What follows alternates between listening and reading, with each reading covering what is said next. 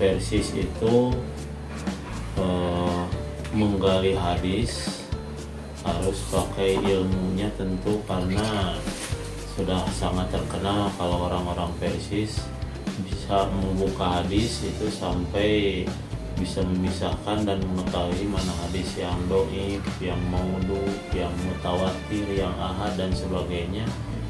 Itu dari pelajaran tersebut, yaitu dari pelajaran ilmu hadis, sehingga terkenal lah orang Persis. Kata orang tua dulu, hadis itu kalau sudah diperiksa atau dipelajari oleh orang Persis, bukan hanya matanya saja, termasuk sanad-sanadnya, sehingga bisa dipisahkan atau diketahui mana hadis yang dhaif, mana hadis yang sahih, mana yang bisa diamalkan dan mana yang tidak. Makanya di Persis itu sejak dulu diajarkan ilmu tersebut, karena hanya satu-satunya ilmu atau salah satu ilmu yang sangat penting di pesantren itu adalah ilmu mustalah hadis. Jadi kalau di pesantren tidak diajarkan ilmu mustalah hadis, ya bisa dibilang ketinggalan, karena mana bisa nanti menggali hadis atau minimal mengenal apa hadis sahih itu, apa hadis dhaif itu, kemudian apa sanad, apa rawi, apa itu mukharij dan sebagainya. Sehingga bukan hanya membaca kitabnya saja, kitab-kitab hadis, tapi ilmunya juga dipelajari. Jadi sangat urgen sekali ilmu hadis di pesantren itu, bukan ciri khas tapi ilmu yang sangat diperlukan, sehingga dari dulu di tiap-tiap pesantren terus diajarkan sampai sekarang untuk ilmu hadis. Kemudian pentingnya mempelajari ilmu hadis, pertama selain untuk mengetahui kualitas hadis, apakah termasuk kategori hadis dhaif, hadis sahih dan yang lainnya, kita ini bisa lebih memahami lagi terhadap rawi-rawi yang ada dalam sanad tersebut, sehingga setiap hadis mempunyai sanad dan sanadnya itu masing-masing rawinya bisa diketahui dari biografinya yang ada pada kitab-kitab ilmu hadis atau kitab-kitab hadis seperti Lisanul Mizan, Mizanul I'tidal, Tahdhibut Tahdhib dan yang lainnya, ilmu-ilmu hadis yang besar-besar kitabnya, sehingga kalau diperhatikan sekarang itu jarangnya orang yang memiliki keterampilan tentang hadis, sehingga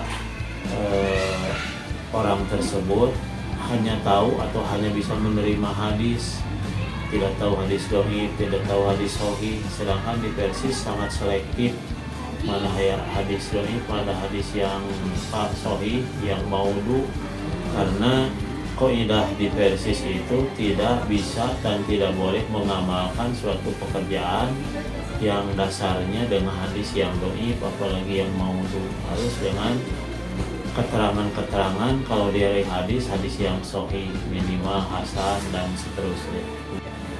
Bismillahirrahmanirrahim. Sebagaimana kita ketahui bahwasannya sejatinya sumber hukum Islam itu ada dua, yakni Al-Quran dan Sunnah. Khususnya mu'alimin pesantren Persatuan Islam 16 Cipada ini berikhtiar menghadirkan pembelajaran atau mata pelajaran yakni mustalah hadis untuk mempelajari seluruh mustalah hadis tersebut. Karena memang kenapa? Karena sejatinya ikhtiar penyelenggaraan mata pelajaran ini menjadikan tolak ukur bahwa khususnya kaderisasi bagi santri-santri ini mampu menjaga Al-Quran ini. Pesan saya kepada santri atau kepada lembaga, kepada pesantren, siapapun nanti yang menjadi mudir, baik mudir hos, mudir am di pesantren, baik sanawiyah atau dimulai dari sanawiyah sampai mu'alimin, bahwa ilmu hadis itu tidak boleh dihilangkan, harus terus dipelajari. Karena sekalipun tidak memahami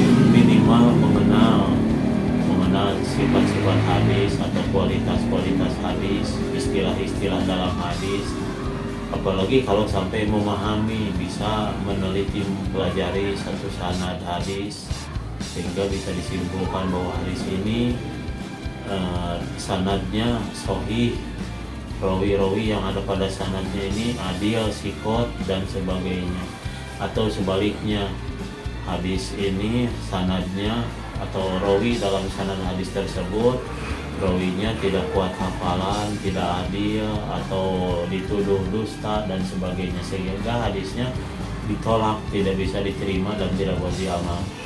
Jadi pesan saya kepada santri atau kepada lembaga, kepada pesantren, siapapun nanti yang menjadi mudir, baik mudir hos, mudir di pesantren, baik sanawiyah atau dimulai dari sanawiyah sampai mu'alimin, bahwa ilmu hadis itu tidak boleh dihilangkan, harus terus dipelajari.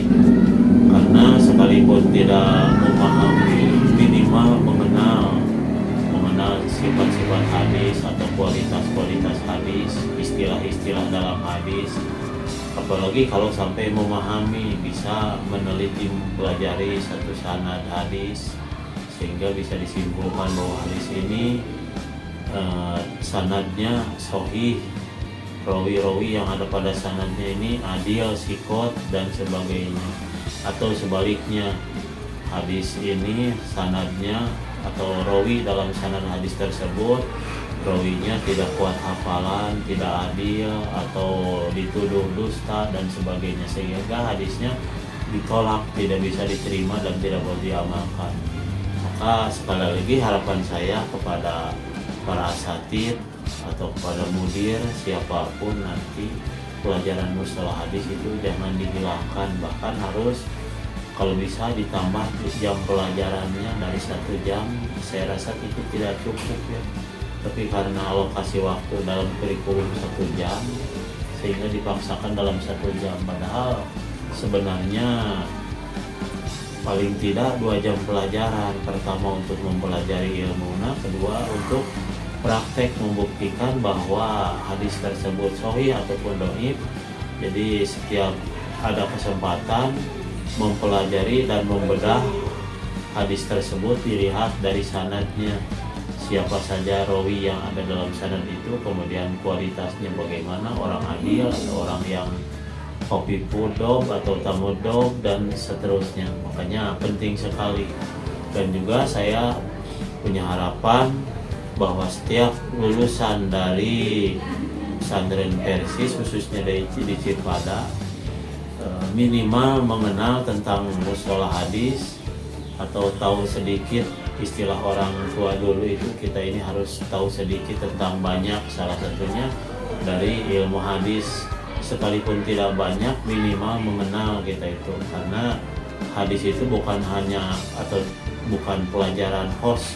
Ada kesan yang memang cukup menarik, khususnya untuk anak pribadi, bahwasannya dengan sedikit pemahaman, kekurangan pengetahuan, tapi setidaknya belajar untuk berkontribusi melalui atau mengajar mata pelajaran mustalah hadis ini. Mudah-mudahan biar yang anak lakukan berikut dengan pesantren, hadirnya mata pelajaran ini bisa lebih menghidupkan sunnah, sehingga sunnah itu tetap terjaga, kemudian menjadi salah satu sholawat kepada Nabi Muhammad SAW.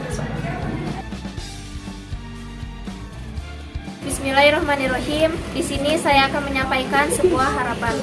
Semoga dengan adanya karya ini, kita sebagai santri bisa lebih memahami tentang materi ilmu mustalah hadis. Dan jika teman-teman lebih ingin memahami tentang ilmu mustalah hadis, teman-teman bisa melanjutkan ke perguruan tinggi tafsir hadis. Dan semoga salah satu dari kita menjadi penerus para asatidz yang ada di pesantren ini. Terima kasih. Kesan yang memang sangat membuat kami terharu adalah kebersamaan saat pembuatannya, di mana tak hanya lelah yang kami dapat, tapi canda tawa pun kami dapat dari proses pembuatannya, dan itu sangat luar biasa.